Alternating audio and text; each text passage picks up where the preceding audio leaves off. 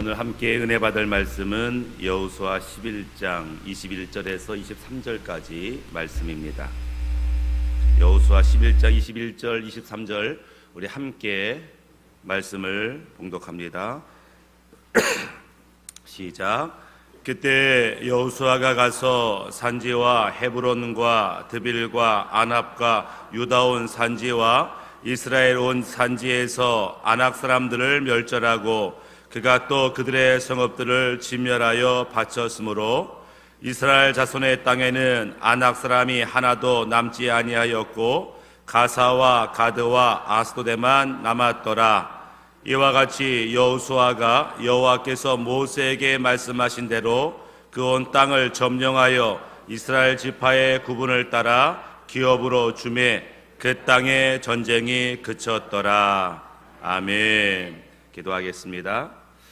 아버지 하나님, 이 새벽에 귀한 예물을 주 앞에 드립니다.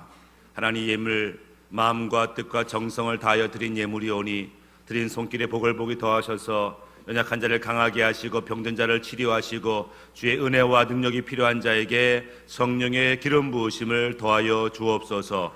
하나님 말씀을 듣습니다. 하나님 말씀을 생명으로 받게 하시고 하나님 말씀이 역사하는 시간 되게 하여 주옵소서. 말씀 앞에 순종하게 하시고 기적을 체험하는 이 시간 되게 하여 주옵소서.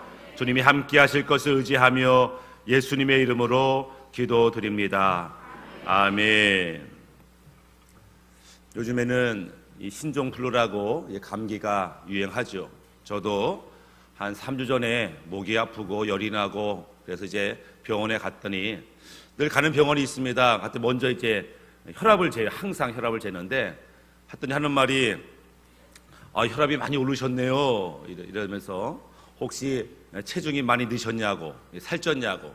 그래서 아니라고, 살 빠졌다고. 그랬더니 그러면 좀 스트레스 많이 받냐고. 가지고 스트레스 안 받는 사람이 있냐고. 그랬더니 그렇지요 하면서 이제 그럼 왜 혈압이 올랐을까요? 그러게요. 뭐 그런 말을 했는데 가끔 병원에 가면 막 이것저것 검사합니다. 피도 검사하고 뭐 MRI 찍고 그래도 아프긴 아프고 뭐 증상은 있는데 원인을 잘 모를 때 병원에서 뭐라 그러면은 스트레스성, 뭐 신경성 이런 말을 하죠. 곰곰이 보다 보니까 스트레스성, 신경성이란 말은 뭐냐면 원인을 잘 모르겠다. 사진이 안 나온다. 아프다고 하니까 아픈 것 같은데 신경성인가 보다. 이렇게 하는 말이 있어요. 그래서 그 얘기를 들을 때는 의사 선생님이 잘 모르나 보다. 속으로 이렇게 생각하죠. 근데 병원 갈 때마다 꼭 물어요. 스트레스 받냐고, 신경성이라고 이러면은 다른 말로 하면은 모든 병의 근원이 또한 스트레스구나. 이런 생각도 해보게 됩니다.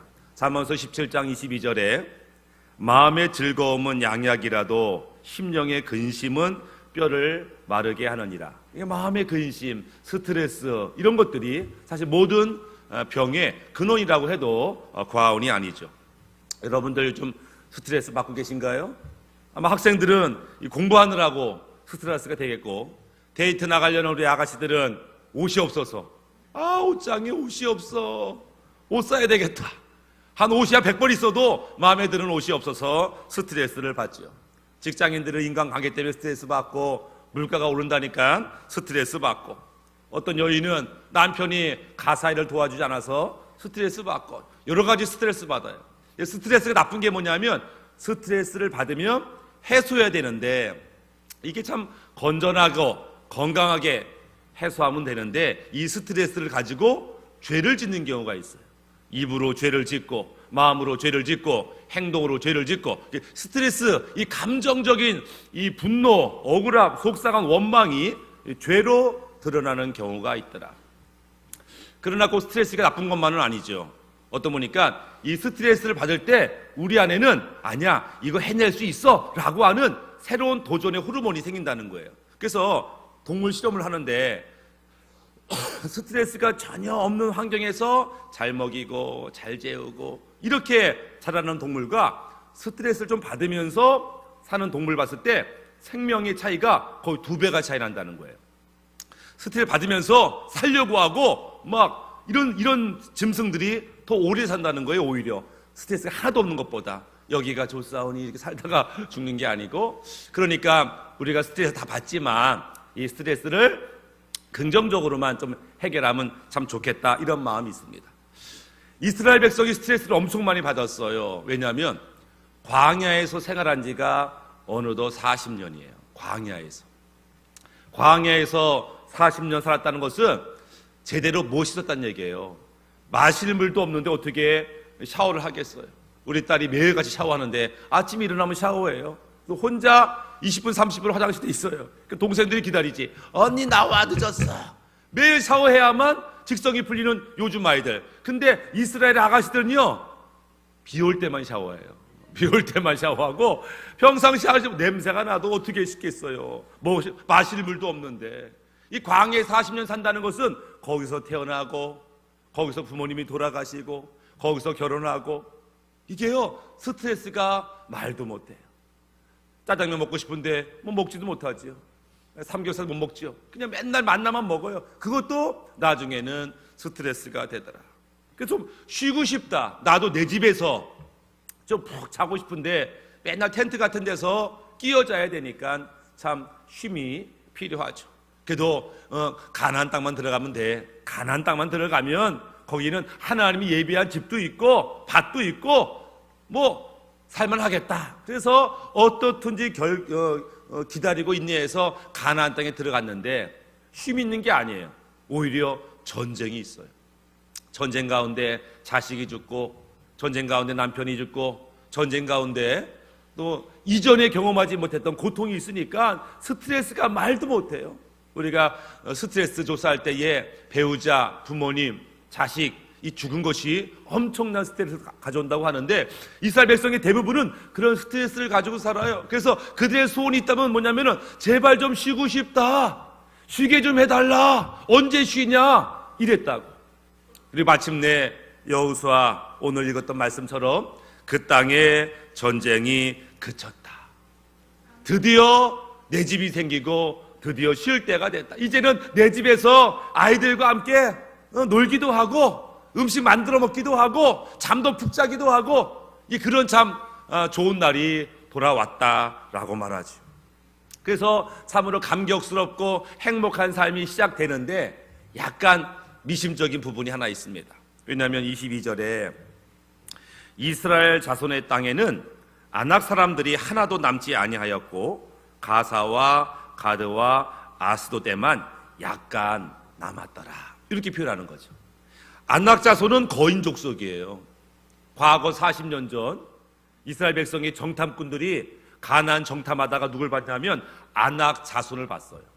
그들은 키만 크고 덩치만 좋은 게 아니고 어릴 때부터 용사라, 어릴 때부터 싸움하던 용병들이라. 그런 사람들이 최신식 무기를 가지고 있으니까 어떻게 감당하겠어요. 그들의 등치에 기세에 눌려가지고 야, 가나안 땅 들어가면 다 죽어, 그랬던 아낙 자손인데 이 전쟁 중에 아낙 자손이 많이 죽었어요.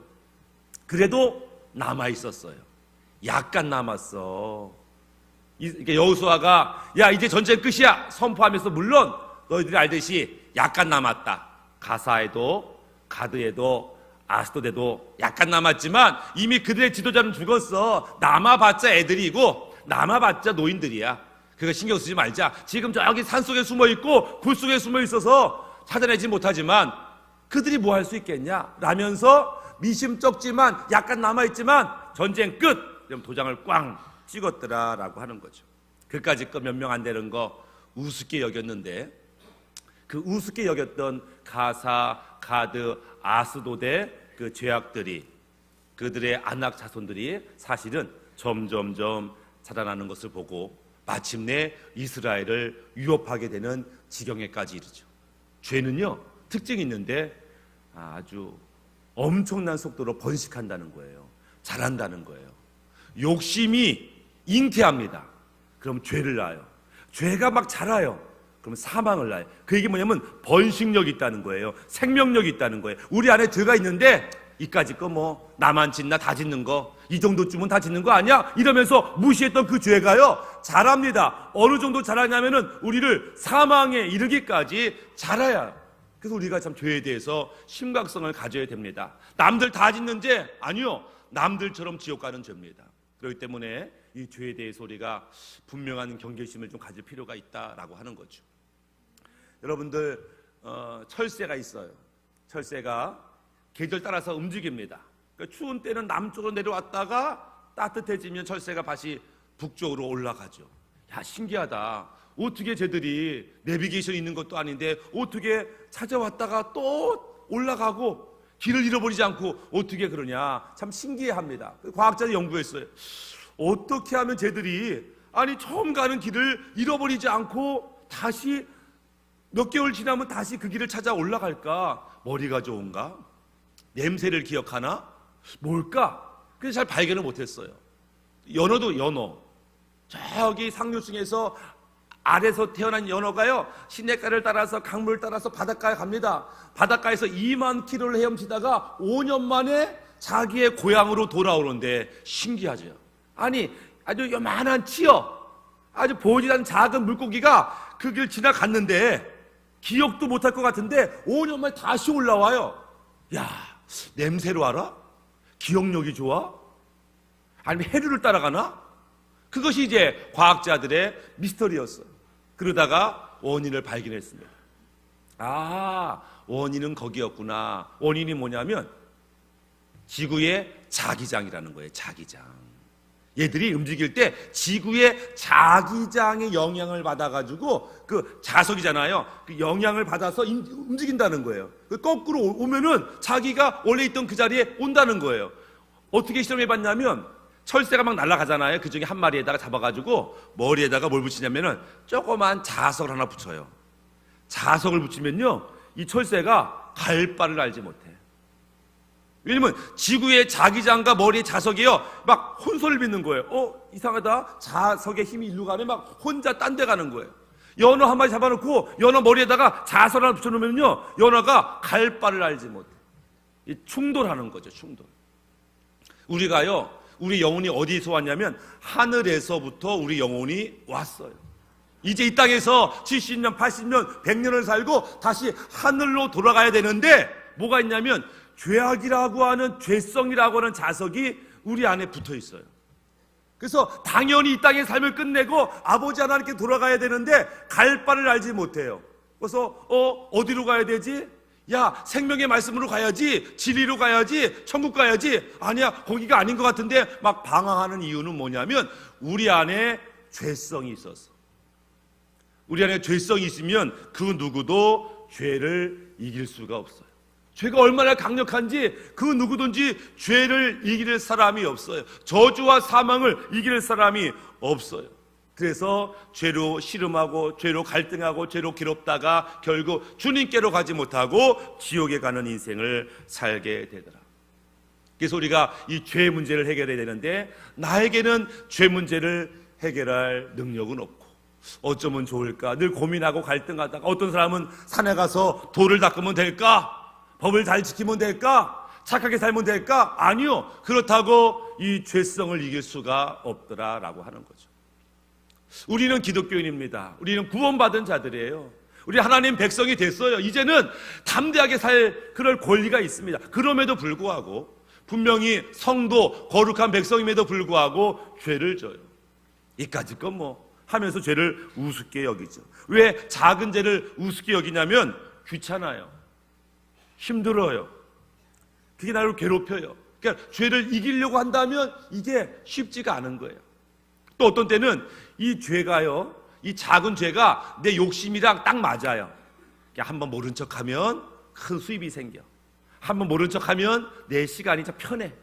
맞아 떨어져요. 어떤 거는 오랫동안 전통처럼 내려와서 굳이 내가 나서서 그것을 바꾸고 깨트리고 변화시키기가 너무 힘들어. 그러니까 이 정도 죄쯤이야 이까짓 거 하고 무시하더라. 무시하는데 그 죄가요 자라요. 우리 예수 십자가의 보혈로 정결하게 됐음에도 불구하고 죄가 자라요. 예수님께서 마지막 밤에 제자들의 발을 씻겼잖아요. 너희들 목욕은 다 했지만 발은 씻어야 된다. 너희가 구원받은 거 맞지만 날마다 지는 죄가 있으니까 자백해야 된다. 이렇게 요구하심에도 불구하고 우리가 죄를 그냥 내버려둬요. 근데 그것이 점점점 자라요. 마치 이스라엘 백성이 남겨두었던 가사, 가드, 아스돗의 제약들이 자라는 것과 같대요. 그럼 이들이 어떻게 자랐나? 첫 번째 가사. 한번 가사를 생각해 볼 텐데, 이스라엘 백성이 가장 힘이 센 용사가 있었어요. 삼손. 그는 사사였습니다. 이스라엘의 영적 지도자였어요. 삼손이 이스라엘을 다스릴 때는요, 그 땅에 전쟁에 끌어졌어요. 그 누구도 삼손을 이길 수 없었기 때문에 그는 이스라엘의 영적 지도자로서 이스라엘 백성을 이끌어 갔어요. 근데 그 삼손이 죄를 짓습니다. 사사기 16장 1절에 삼손이 가사에 가서 거기서 한 기생을 보고 그에게로 들어갔더니, 가사에는 아세라라고 하는 신을 섬기는 그런 신전이 있었어요. 아세라는 그 땅에 풍요를 가져오기 위해서 백성들이 아세라한테 제사를 드리고, 제사가 끝나면 아세라 신전에 여자 사제들이 있어요. 그들은 그들과 성적인 관계를 맺는 거예요. 왜? 성적인 관계를 맺어야 이 땅이 풍요로워지고 이 땅이 풍요리 든다고 믿기 때문에. 그래서 그 가사에는 기생이 있는데, 그 기생은 다른 말로 하면은 여자 사제들을 의미하는 거예요. 그래서 삼손이, 이스라엘의 영적 지도자가 그 가사에 가서 그 이방 여인, 우상 섬기는 여인과 성적인 관계를 맺고 죄를 짓는 거죠. 이스라엘의 영적인 지도자가 성적을 죄를 지니까 이스라엘 전체가 성적인 죄를 짓는 것들을 보게 됩니다. 우리나라도 이 성적인 죄에서 자유롭지 못하죠. 성적인 죄. 작년에 전 세계에 음란물 있잖아요. 음란물 사이트 전 세계 있잖아요. 음란물 사이트 접속 1위 대한민국. 보니까 대한민국이요, 음란물 지수 1위예요. 얘는 음란한 동영상도 보고 사진도 많이 보는 그런 데이터가 있는 것을 보게 됩니다. 그만큼 성적으로 많이 우리가 좀 죄를 많이 졌죠. 옛날 여성들이 돈이 없으니까 가족들 먹여 살리려고 몸 파는 거랑 달라요. 요즘에는 즐기려고, 죄를 지려고, 내 몸인데 어때요? 내 맘대로 하는데 어때요? 이러면서 성적인 죄를 짓죠. 간통, 옛날에 했으면은 감옥에 갈 일인데 요즘은 간통도 감옥에 안 가죠. 사랑하는 사람이라면 결혼을 했든 안 하든 그것이 법에 어떻게 책임지겠냐 이러면서 다른 남자, 다른 여자와 성적인 관계를 맺어도 용납이 되는 그런 시대에 우리가 살고 있어요. 때때로 교회의 지도자들이 이 성적인 죄 때문에 교회가 깨지고 교회가 무너지는 일들 참 많이 보게 되더라.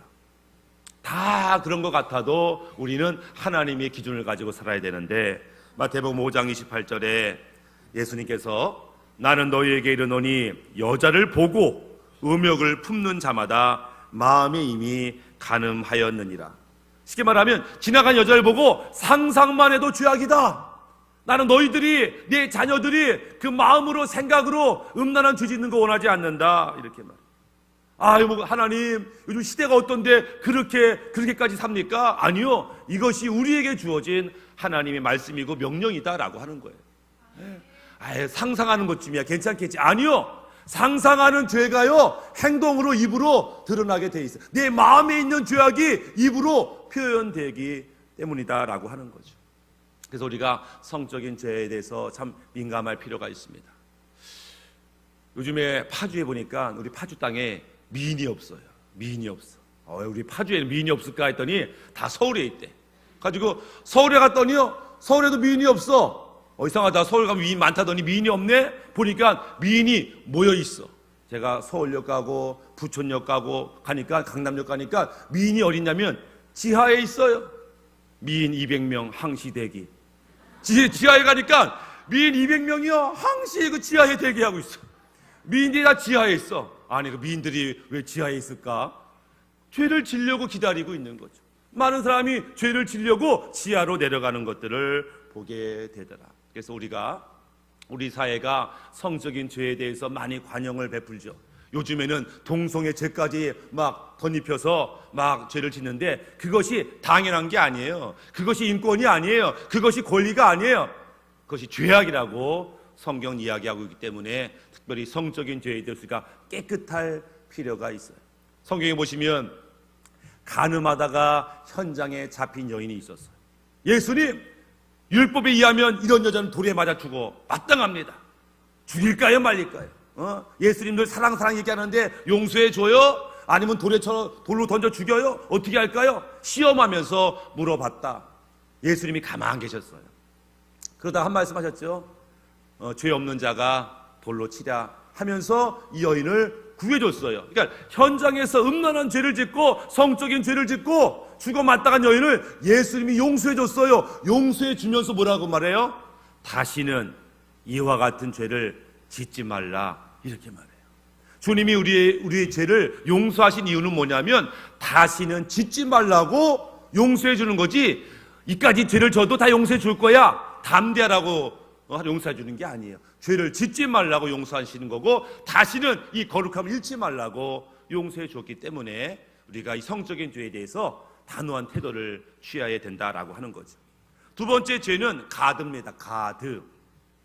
가드에서 가장 유명한 사람이 한 명 있는데 바로 골리앗이에요. 골리앗을 표현할 때 가드 사람 골리앗, 이렇게 이제 표현하는 거죠. 골리앗이 이스라엘 백성을 조롱하고 왕을 조롱하고 하나님을 조롱해도요, 이스라엘 백성이 꼼짝 못하고 벌벌 떨고 있어요. 왜? 어느 누구도 골리앗을 이길 수는 없으니까. 골리앗과 맞짱 떴다가 죽을 것이 뻔하기 때문에 모욕을 하는데, 욕을 하는데, 하나님을 아주 이름을 막 엉망으로 만드는데 나서는 사람이 없더라. 세상에서 기독교인들을 교회 다니는 건데 참 말 잘해, 말 잘하는 사람으로 통하지만 우리가 죄를 지면요, 할 말이 없어요. 우리가 세상에서 미움받는 거 어쩌면 당연합니다. 왜냐하면 소속이 다르기 때문에 그래요. 요한일서 3장 13절에 사도 요한이 이렇게 말합니다. 형제들아, 세상이 너희를 미워하여도 이상히 여기지 말라, 이렇게 말해요. 너희들을 미워할 거야, 너희들을 오해하고 너희를 괴롭힐 거야, 핍박할 거야, 이상히 여기지 마라. 그거 당연한 거야. 왜? 소속이 달라. 너희가 과거에는 마귀의 자식이었다가 갑자기 하나님의 자녀가 되니까 원수지간이 된 거야. 너희는 천국 백성이 됐으니까 그들이 이해하지 못하고 미워하는 거야. 그거 당연한 거야. 우리가 세상에서 미움받는 거, 조롱받는 거 당연합니다. 그렇지만 그 미움받고 조롱받는 것이 만약에 우리의 죄 때문이라고 하면 이걸 생각해 봐야 되는 거죠. 소속이 달라서가 아니라 우리의 죄 때문이라고 하면 우리는 할 말이 없어요. 그때는 회개하고 주 앞에 돌이켜야 한다라고 하는 거죠. 그저 세상에서 보이는 죄만이 아니라 마음으로 짓는 죄까지도. 마태복음 5장 29절에 만일 너의 오른 눈이 너로 실족하게 하거든 빼어내버리라. 내 백체 중 하나가 없어지고 온몸이 지옥에 던지우지 않는 것이 유익하니라. 쉽게 말하면 네 눈이 범죄하면 눈을 빼버리래요. 야, 근데 눈이 어떤 죄를 질까요? 만약에 네 손이 죄를 지면 손이 훔칠 수도 있고 때릴 수도 있고 손이 죄를 져요. 근데 눈이 죄를 짓는데, 아니 눈이 누굴 때리겠어요? 눈이 뭐 하겠어요? 째려보긴 하겠지. 눈이 죄를 짓기 별로 없어요. 근데 눈이 어떤 죄를 짓는가? 바로 눈이 보는 죄를 져요. 보는 죄를 져요. 음란한 것을 보고 악한 것을 보고, 그럴 때 눈은 마음의 창과 같아요. 영혼의 창문과 같아요. 우리가 보는 것이 마음에 들어와요. 그 마음에 들어온 것이 죄를 짓게 하는 거예요. 그것이 눈이 범죄하는 것입니다. 우리가 영화 중에 18세 이상은 보면 안 돼, 이런 것들은요, 기독교인들이 보면 안 돼요. 그런 것들이 보면요, 그것이 마음에 영향을 미쳐요. 음란함이, 폭력성이, 아주 세상에 아주 더러운 가치관들이 우리 마음에 들어와서 죄를 짓게 하더라. 눈으로라도 보는 것을 조심할 필요가 있다라고 하는 거죠. 우리 안에 살면서 여러 가지 감정이 생겨요. 분노가 생겨요. 원망이 생겨요. 사실은 우리 안에 분노 자체가 죄라고 할 수는 없어요. 가인이 하나님께 제사를 드렸는데 동생 아벨의 제사는 받았고 형 가인의 제사는 안 받았어요. 화가 났어요. 분노했어요. 그랬더니 하나님이 뭐라고 말씀하냐면, 야, 너는 내 마음에 있는 분노를 잘 다스려야 돼. 분노 있다고 죄 지면 안 돼. 이렇게 이제 경고했다고. 그러니까 분노 자체가 죄는 아니에요. 억울한 일을 당하면 화가 나죠. 그것 자체가 죄는 아니에요. 근데 이거를 다스려야 돼요. 빨리 해결해야 돼요. 불을 내어도 하루가 지나기 전에 해결해야 돼요. 그런데 이 분노, 이 마음에 있는 부정적 감정을 해결하지 않으면 얘가 잘합니다. 얘가 죄를 짓도록 우리를 이끌어요. 그래서 우리 안에 스트레스, 우리 안에 부정적 감정이 더 자라지 않도록 빨리 해결하는 것이 지혜고, 그것이 하나님이 원하시는 거다라고 하는 거죠. 세 번째는 아스돗이라고 하는 지역이 있습니다. 아스돗은 언제 나오냐면 이스라엘 백성과 블레셋이 전쟁을 합니다. 전쟁하는데 2번 연속 이스라엘이 져요. 그리고 이스라엘 백성이, 아니 우리가 하나님 백성 아닙니까? 근데 어떻게 이방 민족 블레셋한테 2번이나 질 수 있습니까? 우리가 기도하지 않았습니까? 왜 집니까? 고민하다가 안 되겠다, 최후의 수단을 쓰자. 그래가지고 그 성막 안에 있는 언약궤를 가져옵니다. 야, 우리 법궤 가져오자. 야, 그 법궤가 광야에서 능력을 행하신 하나님이야. 그 애굽에서 능력을 행하신 하나님이야. 그래서 언약궤 법궤를 성막에서 가져와요. 그러니까 이스라엘 백성이 사기가 충천했습니다. 야, 하나님이 우리와 함께 하신다. 언약궤가 우리와 함께 있어. 우리가 이길 거야. 막 함성을 지르고 뭐 기뻐하고 사기 충천하는 거예요. 갑자기 블레셋 군대가 있는데 이스라엘 백성이 난리가 났어요. 야, 쟤들 왜 그러냐? 글쎄요, 언약궤가 지금 진중에 도착했대요. 언약궤? 야, 우리 그 소문 들었는데 하나님의 능력 아니야? 우리 다 죽었다. 갑자기 블레셋 가운데 우리 다 죽었다, 이런 생각이 들었어요. 그런데 갑자기 블레셋 장군이 어차피 죽을 거라면 장렬하게 싸우다 죽자, 이러는 거예요.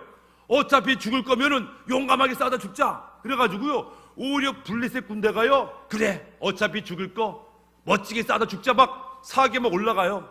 그리고요, 이스라엘 백성이 그 전쟁에서 3번째로 집니다. 언약궤를 빼앗겨요. 근데 그 전쟁터 이름이 신기합니다. 그 전쟁터 이름이 에베네셀이에요. 에베네셀.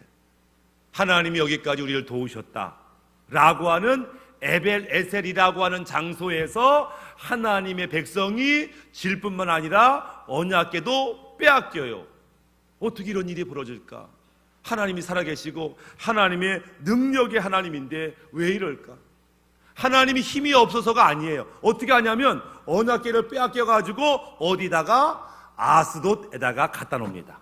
다곤 신상이 있는 그 지역에 딱 갖다 놔요. 야, 우리가 여호와를 이겼다, 하나님을 이겼다. 아무것도 아니네. 좋아했어요. 아침에 보니까 다곤 신상이 목이 부러지고 팔이 부러지고, 이게 뭐야? 에이, 우연이겠지. 그 다음날 재앙이 많은데, 야, 혹시 저거 언약궤 때문 아니야? 옮겨라. 언약궤를 다른 동네로 옮겼어요. 옮겼더니 그 마을에 전염병이 도네. 이상하다. 옮겨라. 옮기니까 그 마을에 재앙이 많네. 야, 이거 진짜 이거 여호와 때문에 그래? 우연이겠지. 이거 확인해보자. 어떻게 하냐? 야, 그 젖먹이는 그 소 한번 데리고 와라. 암소 데리고 와가지고, 야, 암소대가 여기다가 한번 언약궤를 올려놓자. 이게 이스라엘로 돌아가면 하나님이 한 게 맞고, 아니면 그냥 빙글빙글 애기 젖먹이면 이거 그냥 우연인 거. 봤더니 정말 이 암소가 베스베스로 올라가면서 울면서도 올라가는 거 보니까 여호와 하나님이 진짜 계시구나. 그러니까 하나님이 힘이 없어진 게 아니라는 거예요. 하나님이 홀로 블레셋을 막 휘젓고 나가면서 전쟁에 승리하세요. 그런데 왜 이스라엘이 전쟁에서 졌을까? 왜냐하면 한마디로 이스라엘 백성의 죄악 때문에, 이스라엘 백성의 불순종 때문에 진 거예요. 평상시는 하나님 믿지도 않고 안식일도 안 지키고 죄악을 짓고 하다가 위기 때만 언약궤를 가져왔다고 문제가 해결되는 게 아니라는 거예요. 전에 교회 섬길 때에 어떤 권사님이 늘 머리가 아프다고 하시는 분이 있었어요. 저 목사님 머리 아파요, 기도해 주세요, 머리 아파요. 그 대화 중에, 목사님 제가요 늘 말씀과 함께 하는데 머리가 아파요. 그 말씀과 함께 하는데 어떻게 머리 아플까요? 그러게 말이에요. 늘 그래가지고 말씀과 함께 하는데 머리 아프다. 가지고 어떻게 말씀과 함께 하세요? 했더니 제가 잘 때는요 성경책을 베고 자요. 왜요? 이거 말씀과 함께 하면 나을 것 같아서 베고 자요. 아이고, 베고 잔다고 나요? 그게 읽으셔야 나지요. 그래도 베고 자면 낫지 않겠나. 이게 그냥 예배 드렸어, 나 주일 성수했어, 나 헌금했어, 봉사했어, 그것만으로 하나님의 능력이 나타나는 게 아니에요. 마음을 다하고 뜻을 다하고 주의 말씀을 받아야 되고, 그 말씀에 손해가 되더라도 순종해야 되는 게 필요하죠. 예수님이 말씀하시기를 이 백성이 입술로는 나를 존경하되 마음은 내게서 멀도다. 말로는 하나님 사랑합니다, 하나님 찬양합니다, 이렇게 할 수 있어요. 그러나 삶은, 그 마음은 하나님으로부터 떠날 수가 있어요. 일주일에 한 번 교회는 올 수 있어요. 일주일에 한 번 봉사를 할 수 있어요. 그러나 그 마음이 떠나면, 하나님 말씀을 듣고도 순종하지 아니하면 하나님이 역사할 수가 없다라고 한 형식적인 예배만으로는, 형식적인 신앙생활만으로는 하나님의 은혜와 능력을 경험할 수가 없다라고 하는 거죠. 우리 하나님은 만으로 여김받지 않아요. 그 마음을 보시는 분이에요. 그 하나님 우리의 속마음을 보시는 분이에요. 껍데기를 보는 분이 아니라고. 그렇기 때문에 우리가 마음을 다하여 하나님 예배하는 것들이 우리 가운데 필요하다. 가사, 가드, 아스돗에서 죄악들이 자라났어요. 그리고 이것이 이스라엘을 아주 패망 직전까지 이끄는 것들을 보게 됩니다.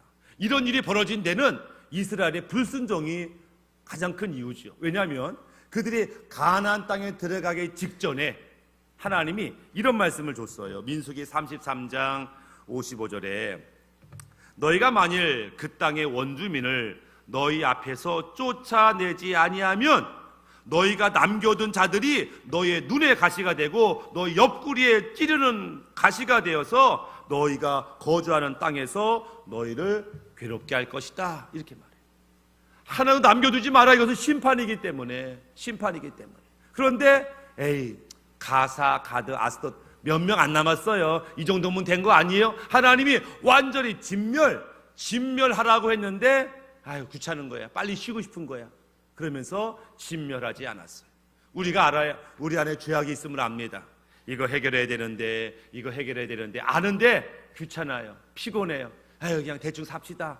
이럴 때에 이 작은 죄악들이 자라서 우리를 죽음으로 인도하는 것을 보게 됩니다. 신앙생활의 믿음이 참 중요하죠. 네, 믿음만 중요한 게 아니고 회개가 중요합니다. 사실 회개가 없는 믿음은요, 가짜 믿음이에요. 엄밀히 말하면. 마가복음 1장 15절에 이르시되 때가 찼고 하나님의 나라가 가까이 왔으니 회개하고 복음을 믿으라. 회개하고 복음을 믿으라. 사도 바울이 복음을 증거할 때 사도행전 20장 2절에 유대인과 헬라인에게 하나님께 대한 회개와 우리 주 예수 그리스도에 대한 믿음을 증언함이라. 믿음 앞에 회개가 있어요. 회개가 없는 믿음은 진짜 믿음이 아닙니다. 왜냐하면 회개가 뭐냐는 거예요. 회개가 뭐예요? 회개는 주님 나 죄 졌어요, 용서해 주세요, 이것도 회개할 수 있지만 성경에서 말하는 회개는 그게 아니에요. 회개란 첫 번째 뜻은 뭐냐면 방향을 바꾸다, 이런 뜻입니다. 방향을 바꾸다. 어떤 방향? 지옥으로 가는데, 마귀 따라가는데 방향을 바꾸는 거예요. 어디로? 천국으로. 예수님 따라가는 방향을 바꾸는 것이 회개입니다. 근데 방향을 안 바꿔요. 막 사탄 따라가면서 하나님 찬양합니다, 하나님 고맙습니다. 그런데 몸은 어디예요? 죄악을 따라가요. 죄를 짓고 있어요. 회개 아니라는 거예요. 회개는요, 방향을 바꾸는 거예요. 이젠 죄악을 끊어버리고 말씀에 순종하는 대로 방향을 바꾸는 것이 회개예요. 입으로만 뭐 잘못했어요, 회개 아니라고. 두 번째 회개의 의미는 뭐냐면 내 안에 주인을 바꾸는 것이 회개예요. 그 전까지는 내 안에 욕심이 주인이었어요. 내 안에 욕망이 주인이었어요. 마귀가 나의 주인이었어요. 죄가 내 주인이었다고. 아니면 내가 내 주인이었어요. 그래서 내 감정대로, 욕심대로 그렇게 살았다고. 근데 회개라는 것은 주인을 바꾸는 거예요. 지금까지 내 생각대로, 내 마음대로, 이 욕심대로 살았더니 결국 지옥 갈 수밖에 없는 것을 발견하고, 주님이 나의 왕이시고 나의 주인이십니다, 나를 다스려 주옵소서. 이게 회개예요. 그래서 주인을 바꾸는 것이 회개예요. 그러면 주인이 바뀌었으면 주인 따라 살아야지. 그전에는 욕심 따라 살고 돈 따라 살고 욕망 따라 살았지만 이제는 주님이 하시는 말씀 따라 사는 것이 회개예요. 이 회개가 이루어진 깨끗한 상태에서 믿음이 들어오고 말씀이 들어와야 역사하는 건데, 내 안이 더러워요. 내 안이 죄악으로 가득해요. 그런 상태에서 아무리 좋은 것이 들어와도 섞여요. 냄새나죠. 예전에 제가 저기 지방 광주로 여행 가는데 우리 애들을 데려갔어요. 우리 애들이 어릴 때 막 가는데 길이 막혔어요. 근데 우리 막내 아들이 오줌 마렵다고 쉬 마렵다고, 그런데 휴게소는 멀고 징징거리고 봤더니 생수병이 있네. 가지고 아들아 생수병이다, 뒤에 가서 어떻게 해결해라. 가지고 아들이 어리니까 뒤에 가서 졸졸졸졸졸 이제 쉬를 했어요. 병에다가. 그래가지고 이제 그걸 갖고 있다가 버려야 되는데 깜빡 안 버리는 거예요. 깜빡하고 아유 또 안 버렸네, 또 안 버렸네. 가지고 내릴 때는 생각이 안 나는 거죠. 또 안 버렸네. 그래가지고 내가 운전하다가 자 길 옆에다가 이렇게 버렸어요. 근데 통을 버릴 수 없어가지고 통 가지고 왔다고. 그리고 이제 지나고 있었는데 어느 날 어머님을 모시고 이제 여행 가는데 이제 휴게소에 쉬게 됐어요. 그랬더니 이제 뭐 간식도 사 먹고 뭐 물도 사 먹는데 어머니가 돈을 아낀다고 생수를 안 사 먹고 보니까 생수병이 있네. 때마침 보리 녹차 생수병이 있네. 그래가지고 이제 그걸 가지고 에휴 뭘 돈 쓰냐 아깝게. 그래가지고 그 식당에서 물을 받으시는 거예요. 몰랐지. 그래가지고 이제 딱 모시면서 아유 무슨 생수병 냄새가 나냐 가지고 보리 마셔서 그런가? 봤더니 이게 우리 아들이 실수한 거야. 아이고 이게 깨끗하지 않은 거죠. 깨끗하지 않으면 생수가 들어와도 생수가 안 돼요. 우리 안에 온전히 회개하고 죄를 제거하지 아니하면 아무리 좋은 말씀, 은혜로운 말씀이 들어와도 나를 바꾸지 못해요. 그래서 먼저 회개가 이루어지고 주인이 바뀌고 삶이 바뀐 다음에 말씀이 들어와야 우리를 생명으로 인도한다라고 하는 거죠. 에스겔서 18장 30절에 너희는 돌이켜 회개하고 모든 죄에서 떠나라. 너희가 어찌하여 죽고자 하느냐. 회개하지 않으면 죽는 겁니다. 이까짓 거 별거 아니야 라고 우습게 여길 게 아니에요. 물론 우리가 자백의 축복이 있습니다. 우리 믿는 자에게는 하나님 예수의 이름으로 죄를 고백하면 용서해 준 축복이 당연히 있지요. 그래서 우리가 그렇게 회개하고 우리가 은혜를 입고 용서를 받죠. 요한일서 1장 9절에 만일 우리가 우리 죄를 자백하면 저는 미쁘시고 의로우사 우리 죄를 사하시며 모든 불의에서 우리를 깨끗게 하실 것이요. 우리에게는 죄를 자백하는 축복이 있습니다. 그런데 이 죄를 자백하면 두 가지 결과가 나타나는데 첫 번째는 죄를 사해 주신다, 용서해 주신다.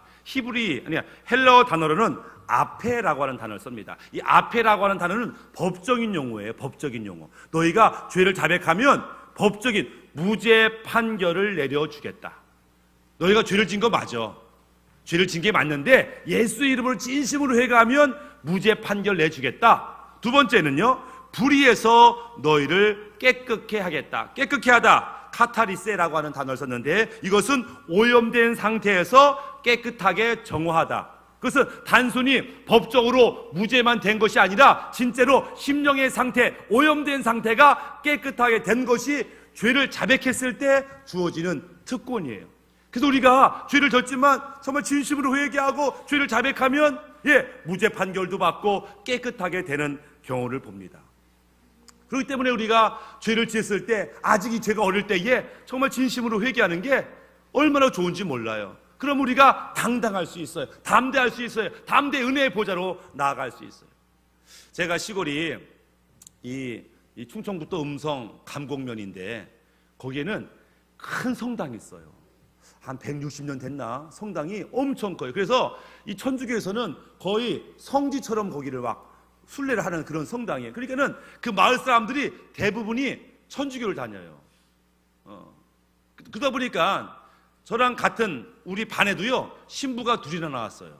제가 신학교 갈 때에 시골 가잖아요. 요즘 학교 어디 다니냐? 그럼 나 신학교 다녀. 그러면은 가톨릭 신학교 이렇게 생각할 정도로 천주교 강해요. 근데 가끔 이제 친구 신부를 만나는데 신부들을 볼 때마다 느끼는 게 이런 겁니다. 제 생각에 목사가 신부보다 영성이 좋아, 이런 생각을 제가 혼자 해요. 뭐 신부들은 동의하지 않겠지만 제가 볼 때는 목사님이요 신부님보다 영성이 좋아요. 왜 좋은가 봤더니 가장 큰 이유는 결혼했기 때문에 그래요. 아니 결혼한 게 영성이랑 뭐가 좋냐? 혼자 살 때는요, 혼자 전도사일 때는요 내가 좀 괜찮은 사람 같아요. 근데 결혼해보면요 자기 막 속이 막 드러나는 거죠. 자기가 사랑하겠다고 그 여인 때문에 싸우고 자식 때문에 싸우고 화가 나고 자기의 본 모습이 드러나요. 교회에서는 목사인데요, 집안에 가서는요 형편없는 남편 될 수 있어요. 형편없는 아버지 될 수 있어요. 그럼 어떻게 회개하죠? 아버지는 내가 목사인데 이거밖에 안 돼요. 맨날 회개해요. 회개하면서 어떻게 해요? 깨끗하게 돼요. 원래 내가 형편없는 인간이었어요. 근데 몰랐어요. 마치 옛날 구정물통에 찌꺼기 가득한데 하루 이틀 가만히 두면 맑게 깨끗한 것 같잖아요. 근데 작대기로 휘저으면 막 콩나물 때가리 막 올라오잖아요. 막 지저분하잖아요. 그래요. 우리가 혼자 살 때는요 착한 것 같고 거룩한 것 같지만 한번 자식이 휘젓고 아내가 휘저으면요 막 드러나죠. 그러면 내가 이거밖에 안 되는구나, 내가 나쁜 놈이구나, 회개하고 그러니까 하나님이 깨끗하게 하시고 용서해 주시고 변화되는 것 같아요. 근데 신부님은 결혼하지 않았으니까 자기 속마음이 안 드러나는 거예요. 싸울 일이 없고 회개할 일이 없어요. 그러니까 회개 많이 한 목사님이 더 깨끗하고 거룩하다, 이런 생각을 해보게 됩니다. 우리 안에 자백의 축복이 있지만 어떤 사람은 이 자백의 축복을 이용하는 사람이 있어요. 야, 그거 그렇게 하면 안 되잖아, 그거 죄잖아. 그렇지? 나중에 회개해야지 뭐. 위험한 거예요. 죄를 지려고 하면서 야 목사 그럴 수 있어? 아니 권사가 그러면 돼? 안 되는데 어떻게 하냐, 나중에 회개해야지. 이거 위험한 겁니다. 나중에 회개해야지, 위험한 거예요. 지금 죄인 줄 알면 안 해야 되죠. 손해가 돼도 안 해야 되죠. 그것이 하나님의 뜻이죠. 그런데 아니 괜찮아, 우리 자백하면 돼, 그 회개하면 다 해결돼. 이거 위험합니다. 이런 말이 있어요. 자백은 예수의 피는 죄에 대한 면허장이 아니다, 이런 말이 있어요. 마음대로 죄를 짓고 회개하면 되지. 어느 순간요 예수의 피가 효과가 없을 때가 있습니다. 의도적으로 악의적으로 죄를 지면서 나 예수 믿어, 나 교회 다녀. 어느 순간 예수의 피가 효과 없을 때가 있어요. 히브리서에는 용서받을 수 없는 죄에 대해서 얘기하고 있습니다. 우리가 회개도요 하나님의 은혜가 임해야 회개가 되는 거예요. 그냥 말 몇 마디 한다고 회개되는 게 아닙니다. 그런데 사람이 죄를 지면서 나중에 회개하면 돼, 이용하는 거죠. 하나님의 은혜를 이용하는 거죠. 그러다가 어느 순간 용서받지 못할 수가 있다는 것을 우리가 알 필요가 있어요. 성경에는요 내가 죄인이라고 자백한 사람이 있지만 용서받지 못한 사람이 있어요. 누가 그러냐면은 애굽왕 바로가 그래요. 재앙이 막 임하니까 하나님 내가 잘못했습니다, 용서해 주세요. 문제가 해결되면 또 반복하고 또 죄를 짓고, 바로왕이요 용서받지 못했어요. 발람 선지자가요 돈 때문에 막 욕심이 끌려 하는 것을 하나님이 꾸짖으시니까 제가 잘못했습니다, 용서해 주세요, 이런 기도했지만 결국 그는 의인의 죽음을 받지 아니하고 불의한 자의 죽음을 받아요. 또 사울 왕도 회개했지만 불의한 왕으로 죽어요. 가룟 유다도 자기 잘못을 인정했지만 불의한 자로 죽어요. 왜요? 자백했다고 입술로 나 죄인이라고 많은 거로 충분하지 않아요. 회개는 방향을 바꾸는 것이고 결단하는 것이고 내 안에 계신 주인 따라 사는 것이 회개다라고 하는 거죠. 말씀을 마무리하면 우리가 살면서 예수 믿지만 구원받은 백성이지만 죄를 안 지을 수는 없겠지요. 물론 사실은 죄를 지을 수 있어요. 사실은 우리가 예수님 믿고 십자가 은혜가 있다는 것은 뭐냐면 이제부터는 죄를 안 지을 수 있다라는 거예요. 사실은. 왜냐하면 우리 안에 죄성이 있을 때는 그 누구도 죄를 안 지을 수 없어요. 그러나 예수의 피로 죄성이 사라지면 우리가요 죄를 안 지을 수도 있어요. 야, 죄 안 짓고 어떻게 사냐? 아니요, 예수 믿는 자는 죄를 안 짓고 살 수 있어요. 물론 그렇지만 때때로 우리가 몰라서 실수해서 감정이 격해서 죄를 지을 수도 있겠죠. 그럴 때 우리에게는 자백의 축복이 있어요. 그러나 그 자백의 축복이 있다고 하더라도 그것을 이용하면 안 돼요. 죄임을 깨달았을 때에 그것이 아무리 작더라도 그것을 주 앞에 눈물 흘리고 동의하고 자백하는 마음으로 주 앞에 엎드렸을 때에 주님께서 무죄 판결을 내게 줄 것이고 주님이 깨끗게 하는 은혜가 우리 가운데 있을 것이다. 바라기는 이 시간 우리가 깨끗하게 되어야만 하나님의 믿음의 축복이 임해요. 온전하게 되어야만 하나님이 이끄시는 2019년도의 축복이 우리에게 임한다라고 하는 거죠. 이 시간 우리가 한번 회개의 기도를 드렸으면 좋겠습니다. 죄는 잘합니다. 욕심이 죄가 되고 죄가 우리를 사망으로 인도하는데, 이 시간 우리가 이까짓 것 좀 누구나 짓는 죄라고 여기지 마시고 이 시간 어떤 작은 죄라도 예수의 이름 앞에 내어놓고 십자가 보혈로 씻었으면 좋겠습니다. 우리 기억하였으면 좋겠습니다. 우리의 죄악들을 기억하고 우리가 주님 앞에 내어놓았으면 좋겠는데, 우리가 주여 한번 부르신 후에 하나님께 기도하겠습니다. 주여.